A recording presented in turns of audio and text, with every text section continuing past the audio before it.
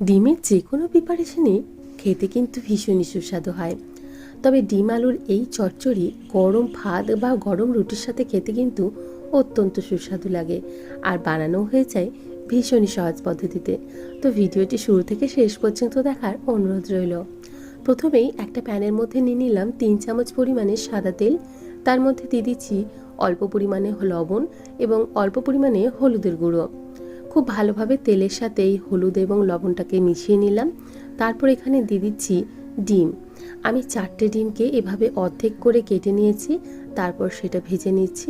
আপনারা জন অনুযায়ী এখানে ডিমটা নিয়ে নেবেন। তো দেখুন, আমি 4টে ডিমকেই আমি খুব ভালোভাবে ভেজে নিচ্ছি। নতুন রাঁধুনিদের জন্য বলছি, যারা এভাবে ডিম ভাজবেন তারা কিন্তু একদম হালকা আঁচে ভাজবেন, নাহলে ডিম কিন্তু ফেটে গায়ে ছেটাতে পারে। তো দেখুন, হালকা আছে আমি বেশ খানিকক্ষণ সময় ধরে ডিমগুলোকে একটু উল্টে পাল্টে লাল করে ভেজে নিয়েছি। এতে দেখতেও সুন্দর লাগে আর ডিমটা খেতেও কিন্তু ভীষণই ভালো লাগে। ডিম আলুর এই প্রিপারেশনটা খেতে কিন্তু ভীষণই সুস্বাদু হয়, আর বানানো হয়ে যায় ভীষণই কম সময়ে। তো দেখুন, যে তেলটাতে আমরা ডিম ভাজলাম সেই তেলের মধ্যেই দিয়ে দিলাম হাফ চামচ পরিমাণে গোটা জিরে। জিরেটাকে পুড়িয়ে ফেলা চলবে না, অল্প একটু ভেজে নিলাম। তারপরে এখানে দিয়ে দিচ্ছি 3টে মিডিয়াম সাইজের পেঁয়াজ কুচি এবং প্রায় 5 থেকে 6টা কাঁচা লঙ্কা কুচি। আমি যেহেতু একটু বেশি ঝাল ঝাল তৈরি করব, তাই একটু বেশি লঙ্কা ব্যবহার করেছি। তবে আপনারা নিজেদের পরিমাণ অনুযায়ী এখানে লঙ্কাটা ব্যবহার করে নেবেন। এখন এই লঙ্কা এবং পেঁয়াজটাকে খুব ভালোভাবে অল্প একটু ভেজে নিতে হবে। একদম লাল লাল করে ভাজার কোনো প্রয়োজন নেই, অল্প একটু ভেজে নিলেই হবে। এখন এই পেঁয়াজের মধ্যে দিয়ে দিচ্ছি লবণ। লবণটা একটু বেশি পরিমাণে ব্যবহার করলাম, পুরো রান্নার জন্য আমি এখানে লবণটা ব্যবহার করে নিলাম। আর লবণ দিয়ে পেঁয়াজ ভাজলে পেঁয়াজটা খুব তাড়াতাড়ি নরম হয়ে যায়। এখন দিয়ে দিচ্ছি আদা রসুনের পেস্ট 2 চামচের মতো।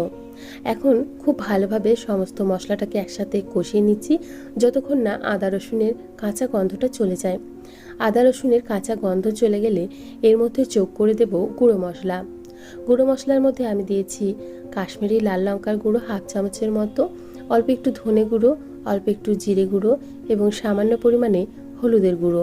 মশলা যাতে না পুড়ে যায় তাই একটু জল ব্যবহার করলাম। এখন খুব ভালোভাবে সমস্ত মশলাটাকে একসাথে কষিয়ে নেব এবং ঢাকা দিয়ে আরও একটু কষাতে রেখে দেব। মশলা যত ভালোভাবে কষানো হবে রান্নার টেস্ট কিন্তু ততটাই ভালো আসবে। তো দেখুন, আমি এখানে খুব ভালোভাবে নাড়াচাড়া করে নিলাম। এখন ঢাকনা দিয়ে ঢেকে মশলাটাকে খুব ভালোভাবে কষিয়ে নেব। আপনাদের যদি এই ভিডিওটি ভালো লেগে থাকে প্লিজ প্লিজ একটা লাইক করে দেবেন, এবং আমার চ্যানেলে নতুন বন্ধু হয়ে থাকলে চ্যানেলটিকে সাবস্ক্রাইব করে আমার পাশেই থাকুন। তো দেখুন, মশলাটা আমার খুব ভালোভাবে কষানো হয়ে গেছে। এখন এখানে ঝিরিঝিরি করে কেটে রেখেছি আলু, সেই আলুগুলোই দিয়ে দিচ্ছি। আপনারা নিজেদের পরিমাণ অনুযায়ী এখানে আলু ব্যবহার করবেন। আমি বড় বড় 3টে সাইজের আলু ব্যবহার করেছি। আমি এখানে যেহেতু চিকন চিকন করে আলুটা কেটেছি, তাই আলুটা সেদ্ধ হতে কিন্তু খুব একটা বেশি সময় লাগবে না, আর রান্নাটাও হয়ে যাবে ঝটপট। এখন সমস্ত মশলার সাথে আলুটাকে খুব ভালোভাবে মিশিয়ে নিচ্ছি এবং আরও একটু ভাজা ভাজাও করে নেব।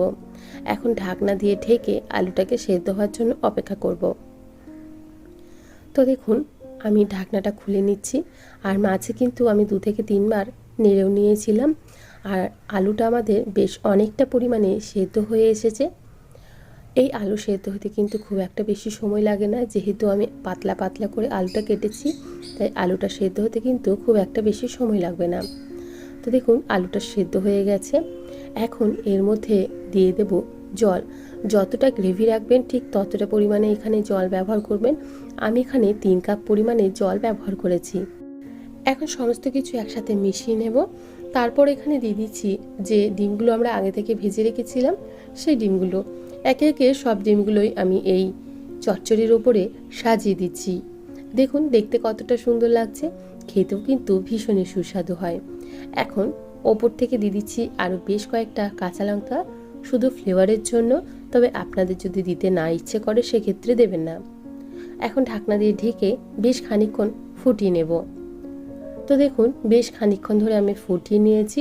আমাদের ডিমের চচ্চড়ি কিন্তু একদম তৈরি।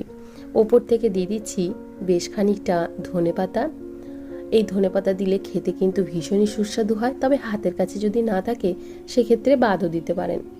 তো সমস্ত কিছু আবারও মিশিয়ে নিলেই তৈরি আমাদের ডিমের চচ্চড়ি।